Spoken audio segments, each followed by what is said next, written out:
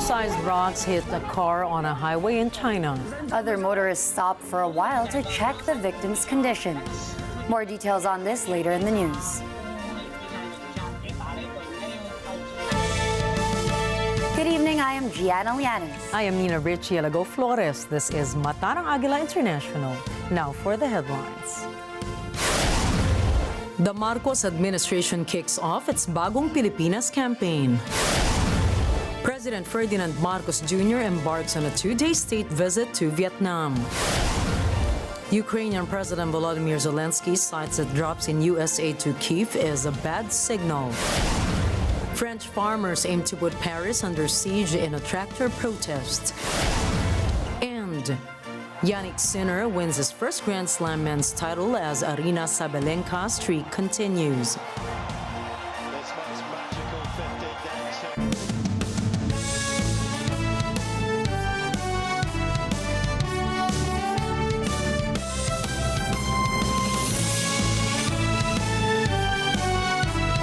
Las Vegas, Nevada, España, Paris, France, United Kingdom, Washington, D.C., London Bureau, Papua New Guinea, in New York, Washington, D.C. Mata ng Agila, Mata ng Agila, Mata ng Agila International. Trusted, connected, on point.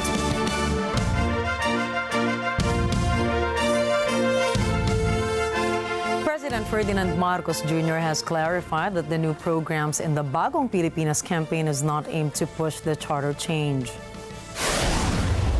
We will not squander the sovereign people's trust by marching and grunting loudly, but staying only in place, when what you want is to surge forward, bereft of drama.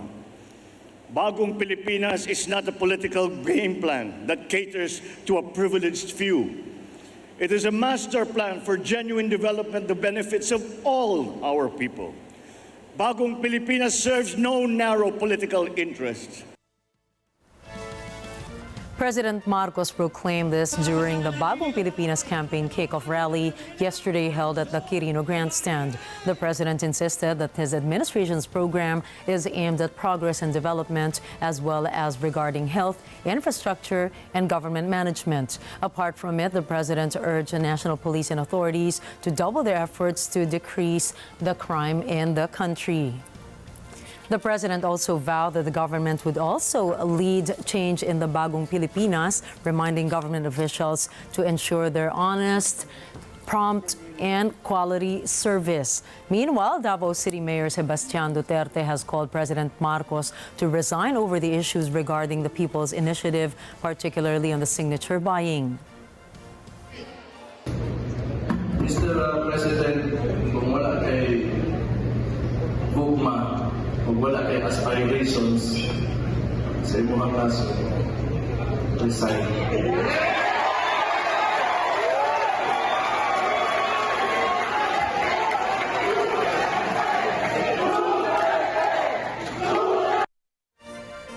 This is during the Maisug Leaders Forum in a hotel in Davao City. Mayor Duterte claimed that the motives behind such initiative by the Marcos administration is aimed to extend the president's term of office. Davao City 1st District Representative Paulo Duterte expresses anger with the promotion of the People's Initiative in the city, where he said many Davaoenos were induced to sign a form in exchange for 100 pesos.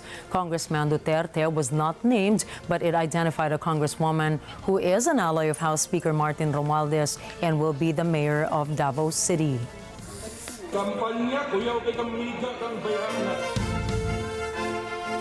President Ferdinand Marcos Jr. is flying to Hanoi for his two-day state visit to Vietnam. The Department of Foreign Affairs said that the president is set to meet President Vo Van Thuong, Prime Minister Minh Chinh, and Vietnam's National Assembly Chairman Vuong Dinh Thuot to discuss relations between Manila and Hanoi. The agency added that President Marcos and Vietnamese officials are expected to explore more collaborations. This is to ensure adequate rice supply in the country and to improve bilateral maritime cooperation between the Philippines and Vietnam. The president is also set to meet up with top Vietnamese business leaders to encourage more investment cooperation between the two nations. President Marcos will also meet the Filipino diaspora in Vietnam. I'm confident that this state visit will bring our relations with Vietnam to greater heights.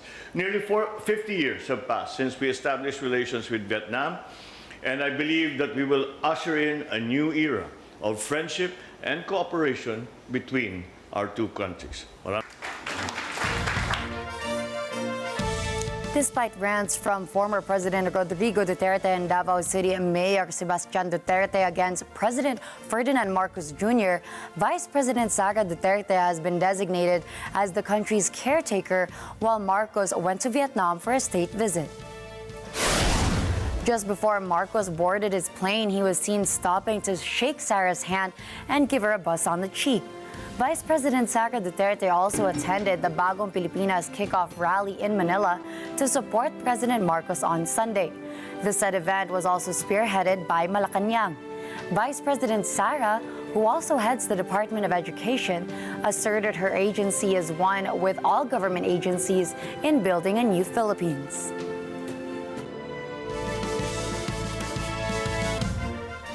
President Ferdinand Marcos Jr. has instructed the National Grid Corporation of the Philippines, or NGCP, to ensure that the recent three-day blackout experienced in Panay Island does not occur again.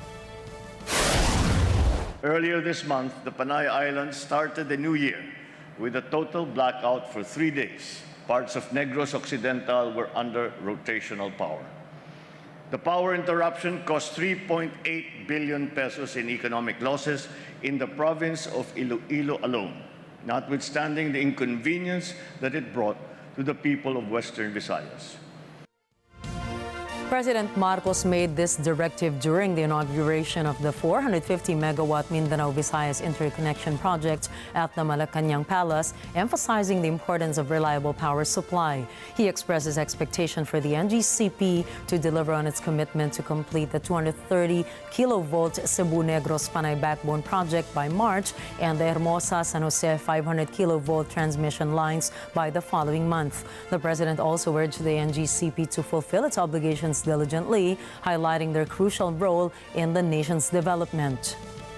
This incident emphasized the vital role of these interconnection projects. We cannot afford to have another round of this costly interruption, not only in Panay Island, but anywhere in the country. So let's move forward with the lessons that we have gained from this blackout. Ensure this massive inconvenience and loss for our people should not occur again. The Armed Forces of the Philippines, or AFP, tells China it does not need permission from any country to conduct rotation and resupply or Aurora missions for Filipino troops deployed at the BRP Sierra Madre in Ayungin Shoal. AFP spokesperson Colonel Francel Margaret Padilla says Aurora mission is a regular military duty and can be conducted anytime. Padilla adds that it is the mission of the AFP to give its troops the required provisions for their morale and welfare and will continue to do so in coordination with other agencies. The clarification from the Philippines came after the Chinese Coast Guard announced that it made temporary special arrangements to allow the AFP to airdrop supplies to Filipino troops in the West Philippine Sea. Oil firms are again to implement price hikes on oil products tomorrow. The Department of Energy said the price hikes will be the biggest yet for this year. The agency noted that motorists are expected to pay 2 pesos and 80 centavos more for gasoline per liter. Diesel per liter will increase by 1 peso and 30 centavos. Meanwhile, kerosene price per liter will go up by 45 centavos. DOE said the price hike is the result of the downtrend in U.S. crude stock amid high demand. The Department of Social Welfare and Development, or DSWD, has announced the release of 537 million pesos in emergency cash assistance for families impacted by natural disasters in Samar and Mindanao in late 2023. The Eastern Visayas, Soc-Sargen, and Caraga DSWD field offices initiated simultaneous payouts through the Emergency Cash Transfer Program on January 18th. DSWD spokesperson Assistant Secretary Romel Lopez stated that this disbursement aligns with Secretary Rex Gatchalian's directive to swiftly aid all affected families in their recovery from a series of calamities in the last quarter of 2023. In Eastern Visayas, around 123,000 families from northern Samar were affected by flooding caused by a shear line in November 2023. While the SOC Sergeant Field Office reported 523 families suffering total house damage and 5,687 families experiencing partial damage. Meanwhile, the Caraga Field Office reported 5,692 families in Surigao del Sur affected by the 7.4 magnitude earthquake on December 2nd of last year. The Philippine Army, or PA, has reported the neutralization of 9 members of the Dawla Islamiyah, or DI, terrorist group following a series of confrontations in Lanao del Sur over the past 2 days. According to PA spokesman Lieutenant Colonel Luis de Maala, the 9 members were affiliated with a group responsible for the bombing at the Mindanao State University, Marawi, which claimed the lives of 4 individuals and left over 50 injured last year. The clashes occurred in Barangay Taporug on Thursday and Friday, stemming from internal security operations and involving heavily armed DI terrorists and troops from the 3rd Scout Ranger Battalion. In the conflict, 4 soldiers sustained injuries and were subsequently transported to the Amay Pakpak Medical Center in Marawi.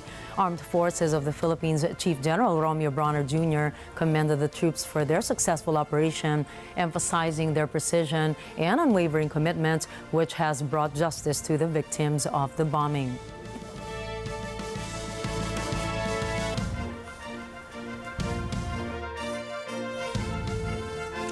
I agree in that we should applaud the Armed Forces of the Philippines for a successful operation. But when we think about it as well, it's still very saddening that these things happen within our country. I mean, we talk about this in different countries, and sometimes we forget that this actually happens in the Philippines as well. And it's really hard because we are not 100% familiar with how much jurisdiction the government really has over that part of the region of Mindanao, because a lot, like many, at least 4 or 5 regions in Mindanao are actually autonomous. Yes. So they have a life of their own, they are self-sufficient. So we don't really know how much the government can really do to abate these incidents. But something the government can do is actually have more conversations about it, keep people aware, because I'm sure that people living within those areas, a lot of them don't feel safe. And safety is a basic human right. That's something that our country's leaders should definitely prioritize. So even if they don't have the jurisdiction for it, they can at least begin conversations about it. And we always know that when innocent lives are lost, Yes. we need to take action. And of course, again, we will continue to follow more of these stories. But right now, here's what's coming up. North Korea has fired several cruise missiles off its east coast. Biden vows to respond after the Jordan drone attack. And 3 key countries announce their exit from ECOWAS. Stay tuned, Mata ng Agila International will return for more global news.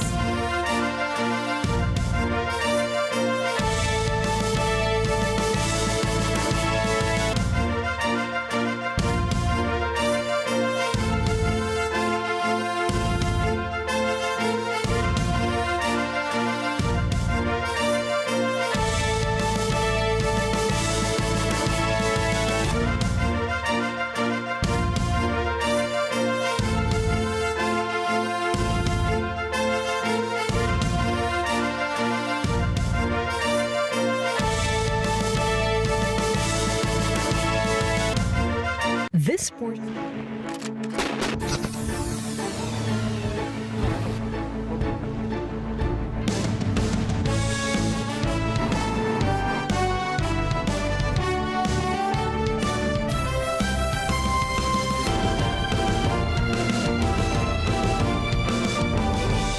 Tungkol sa usaping ito.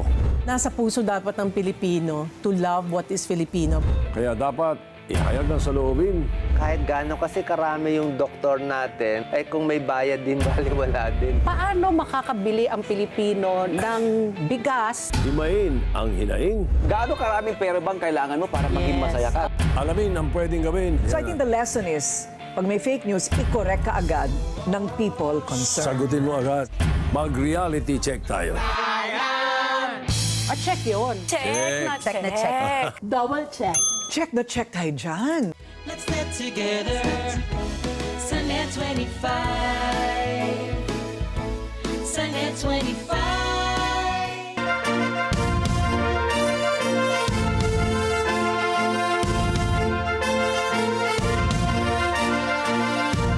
Welcome back to Mata ng Agila International. South Korea's military said Pyongyang has fired several cruise missiles in waters off of its east coast. North Korea's state media reported the launch was guided by Pyongyang's leader Kim Jong-un. It added two Pulwasal 331 missiles flew in the sky above the East Sea.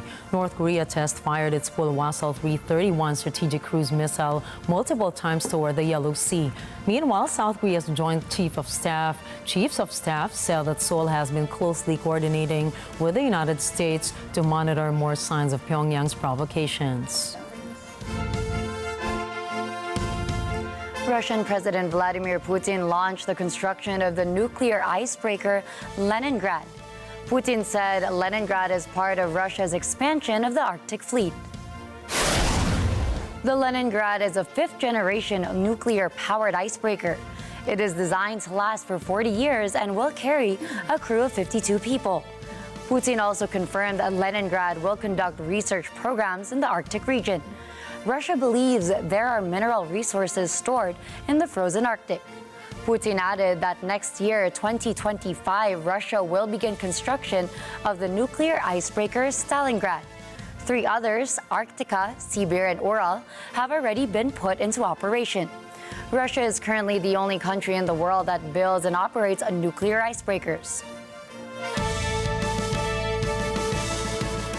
Russian Foreign Ministry spokeswoman Maria Zakharova warned South Korea against imprudent steps that could lead to a complete breakdown of its friendly relations with Moscow. Zakharova averred that Russia also rejects any attempts or baseless accusations by the United States and its allies against Moscow. Zakharova made the statements after South Korean Defense Minister Shin Won-sik accused Russia of assisting North Korea with satellite and space-related technology. Shin said that he personally sees a need to offer full support to Ukraine. Later on, he clarified that he also agreed with Seoul's current policy of sending only humanitarian and financial aid to Ukraine. After Shin's remarks, Zakharova speculated that South Korea was considering sending weapons aid to Ukraine. However, Seoul's foreign ministry maintained that it will not provide lethal weapons to Ukraine, adding that it is assessing the potential impact of the military cooperation between Moscow and Pyongyang to Seoul's national security. South Korea also insisted that bilateral ties with Russia will depend on Moscow's future involvement with North Korea. The Security Service of Ukraine, or SBU, has revealed the uncovering of a corrupt arms procurement scheme valued at nearly $40 million. According to the SBU, former and current high-ranking officials within Kyiv's defense ministry were implicated in the plot, which dates back to 2022. The scheme aimed to embezzle funds designated for the purchase of 100,000 mortar rounds from weapon supplier Lviv Arsenal. Instead of fulfilling the delivery, the company diverted the received funds into clandestine channels, transferring them to the accounts of an affiliated entity in the Balkans. The SBU has confiscated the misappropriated funds and has notified 5 individuals of suspicion, including former and current heads of the department responsible for military equipment within the Defense Ministry. Ukraine's President Vladimir Zhinosky warns that the United States' lack of support would be a bad signal. Zelensky's statement came after reports said that United States President Joe Biden is facing another Republican blockade on further aid to Ukraine. Zelensky insisted that passivity from Washington is not right for anyone, fearing that the Ukraine-Russia conflict will escalate into a third world war if Moscow's military operation is not contained. The Ukrainian president also believed that if Russia struck a NATO country, it would be the beginning of the Third World War. Zelensky also called on Germany to use its economic weight to gather more support for Ukraine, asserting that Germany can manage to consolidate the European Union. For the first time in 15 years, the United States is planning to store nuclear weapons in the United Kingdom. Reports say Washington's decision to send nuclear weapons to the UK is due to the rising threat from Russia. Sources claim they saw Pentagon documents showing that the warheads that could be placed at Araf Lakenheath in Suffolk are B-6112 gravity bombs. Experts say these bombs can be deployed from fighter jets and are 3 times stronger than the Hiroshima bomb. The United States had last stored nuclear missiles at the airbase during the Cold War and had them removed in 2008. U.S. President Joe Biden throws his weight behind a proposed immigration bill. Biden insists it will usher in the toughest ever set of border reforms. Julian Bukayan tells us more. The proposed bipartisan border security plan aims at stemming a surge in migrants crossing into the United States from Mexico. President Joe Biden describes it as the toughest, smartest, and fairest border security bill in history. The president is confident it is the best one the nation has ever seen. In a speech in South Carolina, Biden says if that bill was the law today, he would shut down the border right now and fix it quickly. A bipartisan bill would be good for America and help fix our broken immigration system and allow speedy access for those who deserve to be here. And Congress needs to get it done. Biden and Trump traded verbal jabs on Saturday over the border reform plan. Immigration is one of the hottest electoral issues and what looks like a Trump-Biden rematch for the White House in November. The bill's fate, being negotiated by the Senate, has become a high-stakes battleground. Julian Bukayan from Matanang Agila International, trusted, connected, on point. President Joe Biden vows that the United States will respond after 3 American troops in Jordan were killed in a drone attack. Biden blames the hit on Iran-backed militants. Angel Merberry has more details. 3 U.S. soldiers were killed and 25 injured in a drone attack in Jordan. President Joe Biden promises to respond to the attack as he points to pro-Iran groups. I want to point out that we had a tough day last night in the Middle East. We lost 3 brave souls in an attack on one of our bases. And I'd ask you for a moment of silence for all 3 of those fallen soldiers. Jesus.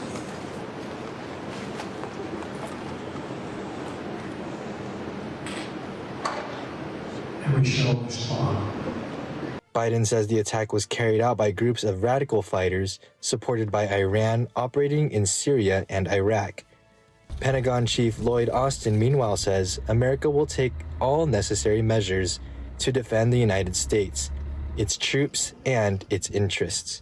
This is the first time that American soldiers have been killed in the Middle East since the start of the war between Israel and Hamas in the Gaza Strip on October 7. The soldiers' deaths raise renewed fears of the escalation of tension against a backdrop of war. Angel Membreri for Matanang Agila International, trusted, connected, on point. Iran has refuted any connection to a drone attack in Jordan that resulted in the deaths of 3 U.S. military personnel and left dozens injured. U.S. President Joe Biden and UK Foreign Secretary David Cameron have attributed responsibility for Sunday's attack near the Syrian border to Iran-backed groups. Iran's Foreign Affairs Ministry spokesman Nasser Kanaani clarified, saying specifically that the resistance groups in the region are responding to the war crimes and genocide of the child-killing Zionist regime, and they do not take orders from the Republic of Iran. He further dismissed these accusations, asserting that such claims aim to distort the region's realities and are influenced by third-party interests. Washington has previously accused Iranian-backed factions of carrying out numerous attacks on U.S. military installations in Iraq and Syria since the onset of the Gaza conflict. Niger, Mali, and Burkina Faso have made the decision to withdraw from the regional bloc ECOWAS, citing concerns that the organization has transformed into a threat rather than a support system for its member nations.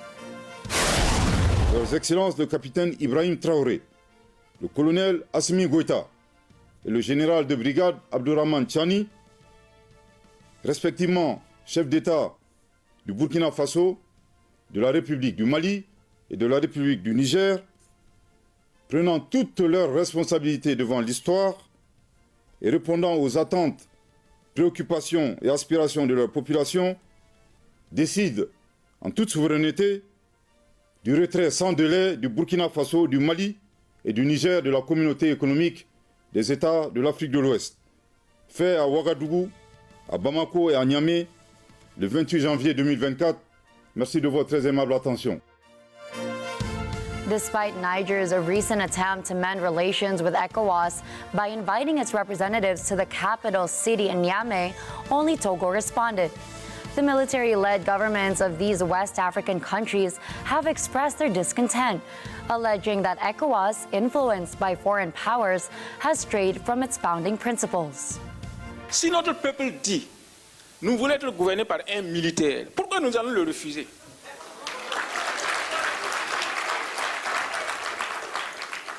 Est-ce que c'est la CEDEAO qui vient nous donner à manger? Est-ce que c'est la CEDEAO qui paye nos militaires? Et pourquoi elle doit avoir son œil sur la façon dont nous devons nous gouverner? They argue that the regional body has failed to adequately address the pressing issues of terrorism and insecurity within the region, while also imposing sanctions that they deem illegal, illegitimate, inhumane, and irresponsible. ECOWAS has only stated that it had not been officially informed of the decision by the three nations to withdraw from the bloc. And according to their protocols, the withdrawal process typically takes up to 1 year to complete.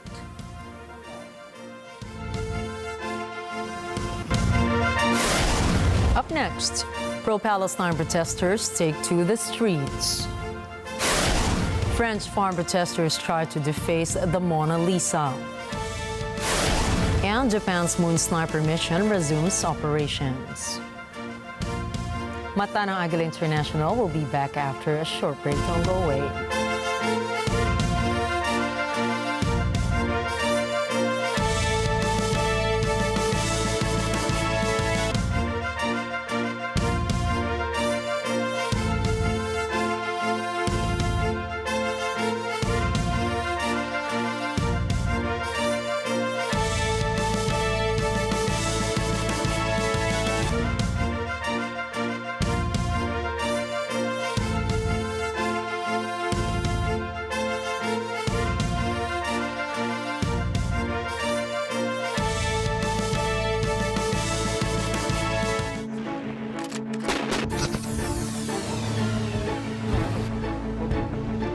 Makaka-relate kay you. Menopause. Meron ka ba nararamdaman ng mga signs ng menopause? Menopause really happens. In my case, I had a condition called endometriosis. Miss Corina, ganda po ng hair nyo. Ano pong shampoo nyo?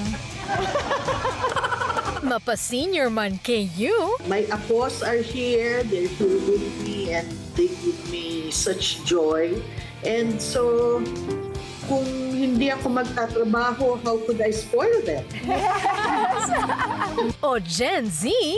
Nar is actually an accent from Australia. So like when you say no, you don't say no. They say nar. Bida kayo dito. Shumay! Let's just always choose to be kind.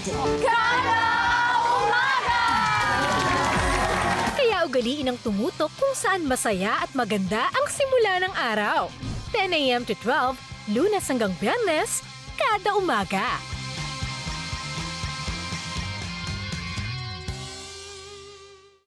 Let's get together. Sunday 25. Sunday 25. This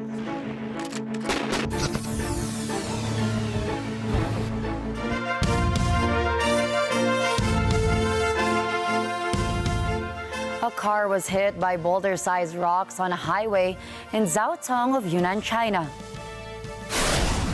The rocks pressed the car onto the barrier, dissecting the highway. Motorists approached the damaged car to check the apparent condition of the victim.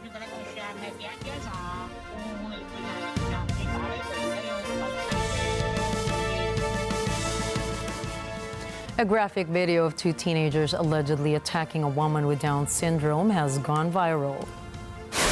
The shocking incident happened at Melbourne's Southern Cross Station. Local reports said the victim was waiting at the busy train station when she was allegedly cornered by the two teenagers. Witnesses were shocked as one of the girls punched the woman's face. The other teen knocked and kicked the victim to the ground. The brutal assault came to an end when an elderly man bravely stepped in. There are no details available on if any investigation has been launched on the case. Anti-government protesters face off with Israeli police outside the Ministry of Defense. The protesters are calling to end the war in Gaza. Mark Castillo has more details. Israeli anti-war protesters clash with police outside the country's Ministry of Defense. They criticized Prime Minister Benjamin Netanyahu for being busy with his political future and leading a war where 3 young soldiers are killed every day. They accused Netanyahu of not wanting to end the war and not willing to free the hostages. The protesters say Netanyahu is dragging the negotiations without justification. Gaza militants also seized about 250 hostages during their October attacks on Israel. Israel says around 132 of the hostages remain in Gaza. These include the bodies of at least 28 dead captives. The Hamas-ruled Gaza's health ministry says the Israeli military offensive has killed over 26,000 people, most of them women and children. Netanyahu, amid increasing domestic pressure over his handling of the conflict, says if they don't eliminate Hamas terrorists, the next massacre is only a matter of time. The army says at least 220 soldiers have been killed since Israel began its Gaza ground operations. Mark Castillo from Matanang Agila International, trusted, connected, on point. A small group of protesters holds a demonstration outside the home of U.S. Secretary of State Antony Blinken in Virginia. Rosel Feria reports. Waving a huge Palestinian flag, protesters gather outside U.S. Secretary of State Antony Blinken's residence in Arlington, Virginia. This small group of pro-Palestinian demonstrators calls for the end to the war in Gaza. They hold up signs that read, "Genocide Tony, war criminal lives here." Tony referring to Blinken. Other signs read, "Bloody Blinken," "Zionism equals terrorism," and "Burning babies is not cool."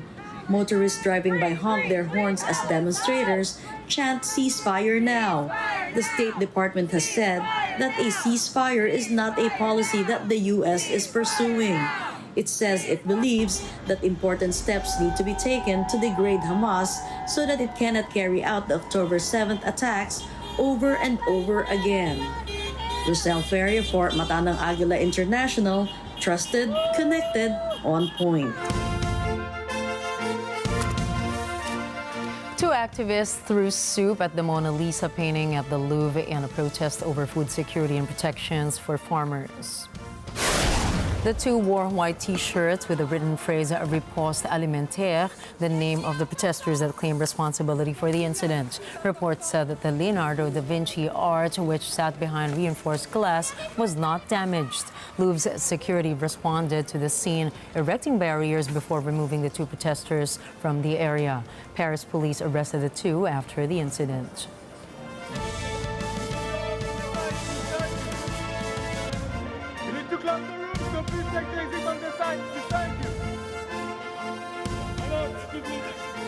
So we do want to clarify that this is in connection to the protests happening in France with farmers, involving farmers fighting for their rights, because from what I know is that the government is trying to find more environmentally friendly ways to produce goods, but they're expecting the farmers to cover the costs, and this is definitely unfair to them. And what's more unfair, or what is also unfair, is that they keep importing produce from other countries such as Chile when they can locally produce these produce. Yes, and from what I know as well, in 2017, French President Emmanuel Macron had a speech promising, prioritizing agriculture. And something that farmers are so upset about right now is that none of that apparently has been fulfilled. So it's very unfortunate because I think this actually happens in a lot of countries. I think here in the Philippines, we can also relate to that. We forget how important our farmers are to our economy, to just the development of our country as a whole. And this, again, is something that needs to be talked about. And I actually, I'm not from France, so I don't know the whole situation, but I admire the farmers for standing up for what they believe they deserve. And you know that the measures they are taking, and you see these protests, it's not uncommon, and I am not trying to justify it, but you also kind of get why they resort to these things. It's because they can't figure out other ways to be heard and to really be given a platform to really voice out how they feel. So sometimes you have to resort to these things in order for you to be seen. You have to make use of iconic, images such as the Mona Lisa. Yes, I was going to say exactly that. When I first found out about this soup throwing incident, I was baffled by it, but it has happened numerous times, and I think they have to take these extreme measures just to be heard. And look at it now, it's something that's being talked about all across the world.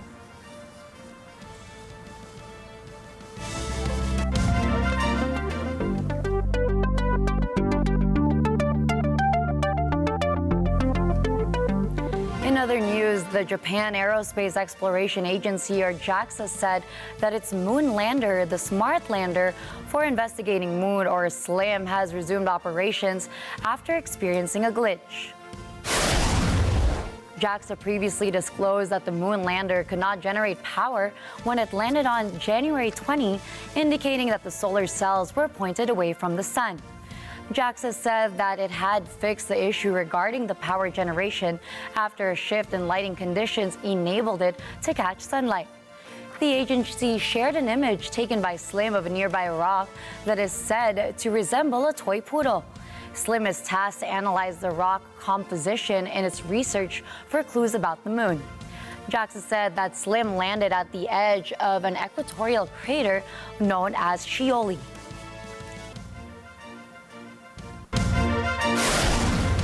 Coming right up, London's cute exhibit opens its doors to the public.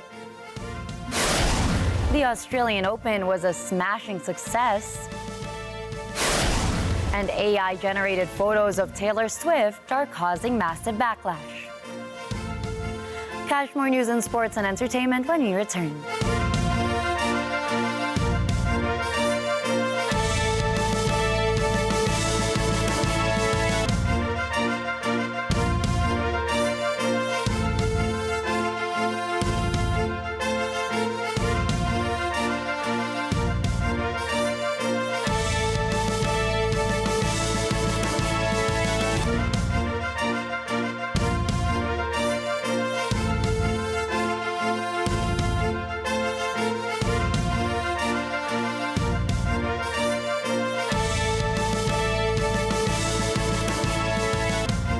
Sama-sama sa harap ng telebisyon para manood at magsaya kasama ang buong pamilya. Please, let's welcome our Tara Gamers na street vendors!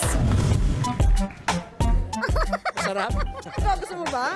Diet nga ako eh. Mamaya na lang pagkatapos ng game. Akala ko food trip tayo eh. Kayo may papasa yung tanong na yan. Kay Ate Ruby. Ate Ruby po, sorry. Ate Ruby ulit. Grabe ka, wala kang awa. And this is the game. Agad! Level up! Let's get together. Sunday 25. Sunday 25. Hello everyone! This is Kira Ballinger. At akala ko hindi ako marunong magluto, pero marunong pala at mas naiinganyo ako. Kaya samahan niyo po ako, magluluto tayo ng Indonesian at Malaysian hits. Gaya ng murtabak, chicken tikka masala, tamarind seafood, and Indonesian mee goreng. This Saturday, 11 a.m. on Lutong Daza on Net 25. Let's get together. Sunday 25. Sunday 25.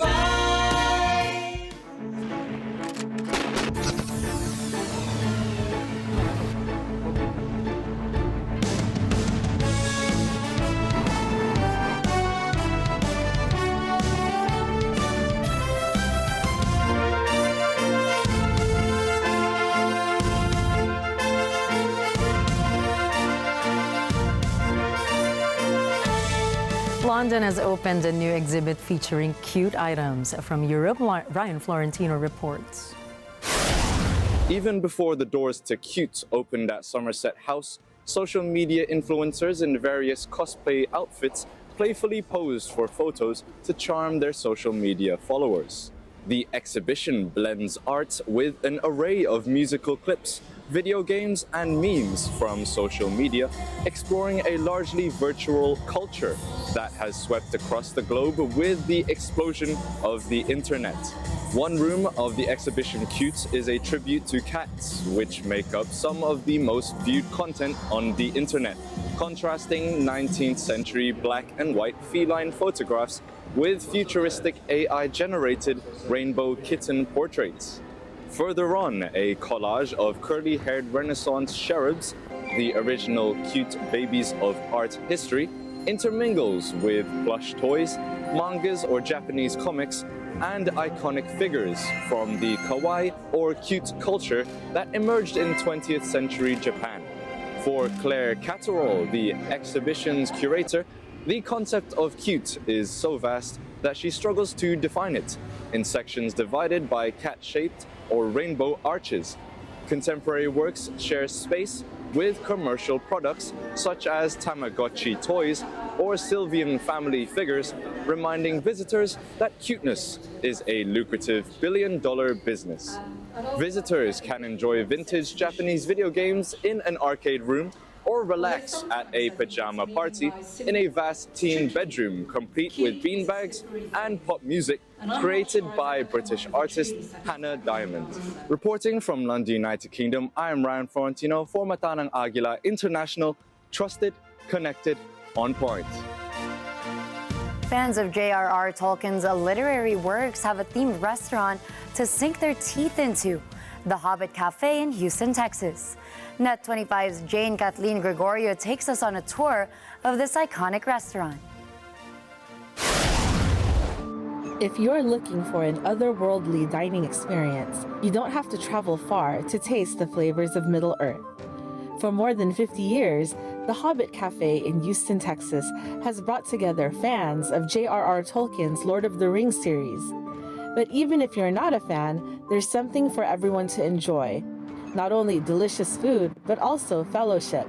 We were established in 1972. We used to be on Shepherd, and we moved to this location on Richmond in the year 2000, and we've been here ever since. Yeah, it's been around for a while. We started as one of the first vegetarian restaurants in Houston. Like, you're in Middle-earth, you're here at the Shire, the Hobbiton, so yeah, it's a good time for sure. It's very immersive. This hidden gem, located on Richmond Avenue near downtown Houston, is chock full of Tolkien, film, and story memorabilia. The Hobbit Cafe also features live music, a pet-friendly open patio dining with tabletop fire pits, trivia and costume nights, and souvenirs for sale. And offers menu items named after Lord of the Rings characters and caters to all diets. Vegetarian options include the Gandalf avocado mushroom and melted jack sandwich, the Lonely Mountain black bean nachos, the Fellowship platter, and more. Carnivores can chow down on dragon wings, Gollum's fish tacos, Smog's smoked turkey sandwich, and hearty burgers like Aragorn's Angus avocado and the double patty Balrog burger.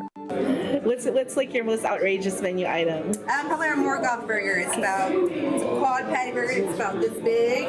This Morgoth burger, which is a ginormous burger. And it's actually a challenge because if you can eat the whole thing, then you can win a t-shirt that is only available if you finish the burger. It's really cool. Other items on our menu that are really special, like the Dwalin. It's like a curry chicken salad with some grapes and stuff in it. It's really, really good. My favorite's actually the King Theoden. It's got like hummus on it. It's like Mediterranean themed. Gregory Orr, a Houston native, is also a Tolkien fan, but had never been to the Hobbit Cafe prior. My family moved to Texas in '74, so I'd always heard about it. It's just never made it over here. But yeah, it's been something that people have talked about and come to for a long time. In the late '70s, there was a real big push for Lord of the Rings for some reason during that time period. I read the books. I was a big kind of a science fiction and I say fantasy geek because fantasy wasn't really a big thing at the time. It was all science fiction, but this kind of came out and we all read it and was very excited about it. We both decided to try the King Theoden burger, topped with hummus and olives. The burger itself was juicy and had a flavorful Mediterranean taste to it. This is a King Theoden's burger, and it's got mushrooms and peppers, olives. I think even hummus is in here, so some cheese. It's really good. Gregory went for the seasoned uruk fries, smothered in hatch chili queso. Oh yeah, good. I decided to order the onion rings, which had a crispy seasoned batter that I found to be precious. So this is the one onion ring to bite them all. Yeah, I don't know why I never came here before. I've lived here since this place was open almost, and I forgot it existed. With so many different menu items to choose from, this epic meal will definitely need a sequel. Oh, it's delicious. I'll come back again and try some more items. In Houston, Texas, I'm Jane Kathleen Gregorio, mata ng Agila International. Trusted, connected, on point.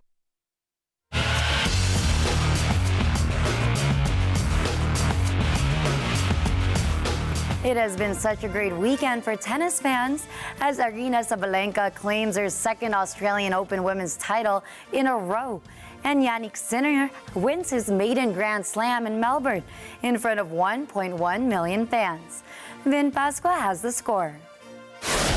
Challenge as Melbourne has turned into her happiest hunting ground as she becomes the first woman to retain the Australian Open crown since Victoria Azarenka in 2013. Sabalenka came into the match without dropping a set at this year's first major and stayed perfect to join Ashley Barty, Serena Williams, Maria Sharapova, and Lindsay Davenport in the elite club of players to have managed the feat since the year 2000.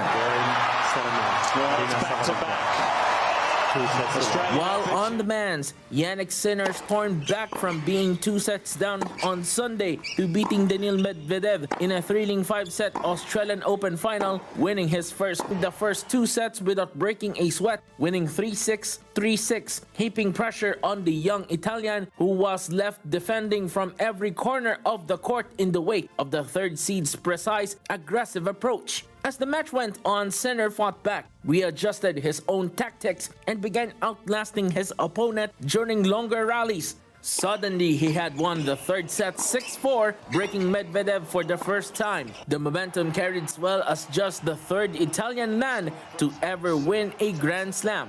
The 22-year-old's remarkable comeback capped off a special tournament for Sinner, where he had defeated world number 1 Novak Djokovic in the semifinals en route to his first ever Grand Slam final. Jannik Sinner and Daniil Medvedev had joined a unique list as the 2024 Australian Open final is only the 8th time since Wimbledon 2003 that had a Grand Slam final will not feature one of Novak Djokovic, Rafael Nadal, or Roger Federer, which may not be the case for the Roland Garros in May, as a healthy Rafael Nadal and Novak Djokovic have their sights set on the clay courts of the French Open. I didn't sleep much, but it's, great emotions, slowly realizing what I've done. It's a great achievement for me and my team, so really happy to be here. Reporting for Sports, Vin Pascua for Mata ng Agila International. Trusted, connected, on point.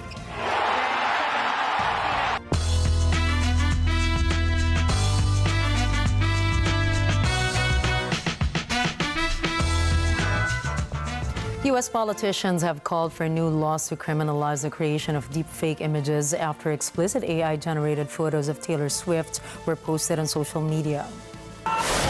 The White House called it alarming as explicit and pornographic pictures of Taylor Swift was widely circulated on social media sites, including X and Telegram. Democratic Representative Joe Morrell called the viral fake photos appalling. X already blocked searches for Taylor Swift. When searching for the name Taylor Swift AI, or Taylor AI, a message appears that says something went wrong, try reloading. While many of the images appear to have been taken down, one photo of the pop icon was viewed a reported 47 million times before being removed. Morel, who last year introduced a proposed Preventing Deepfakes of Intimate Images Act, which would have made it illegal to share deepfake pornography without consent, called for urgent action. Morel said deepfakes can cause irrevocable emotional, financial, and reputational harm. Republican Congressman Tom Keene Jr. agreed, saying that it is clear that AI technology is advancing faster than the necessary guardrails.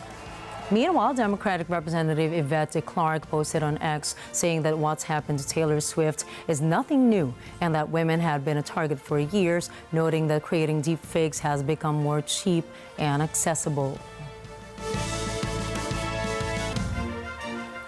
And hopefully not just the U.S. government, but governments all around the world are doing something about this, because we always talk about how scary technology is advancing. And as you know, those politicians mentioned, the rules and the guidelines for it are having trouble keeping up. I think it's a double-edged sword. Yes. It's good that we have that technology. It makes life easier in a lot of ways, in many different aspects of life. But we also have to be guarded by the dangers that AI can really bring to people. Like it's been said, it can bring damage that might prove irrevocable. Exactly. Yes, and even if people say, that these public figures put themselves out there, or even we use social media, put our photos out there, there still should be a level of respect, of responsibility on how we're using this technology. So governments around the world should really be warned, take extreme measures, take extreme precaution in terms of how AI is utilized by people. And props is X as well for doing something about it immediately. So you cannot search for Taylor Swift right now on X. Yeah, on the start of the week, here's a quote from American activist leader Benjamin Mays. The tragedy in life doesn't lie in not reaching your goal. The tragedy lies in having no goal to reach. And I think that is so true. It's amazing to be living life when you have goals, and even if you don't reach them, at least you have something to aim for. It gives you that purpose in life. And even if you fail a few times, that's reason for you to keep getting back up and trying again and resolving to be successful next time. Most of the times, you don't reach your goal in the first try. But there's a second and third and fourth, and it never ends. If you decide, it never ends. And for those who are still on the road, tune in to Agila FM 95.5. Catch the latest updates on our social media channels. I am Gianna Lianes. I'm Nina Richie Alago Flores. This is Mata ng Agila International. Trusted, connected, on point.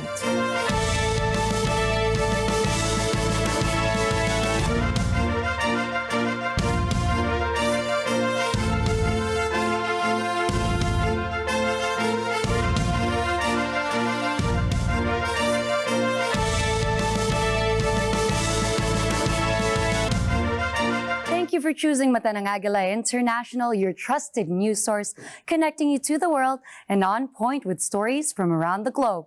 Follow, like, and subscribe to @Net25 TV.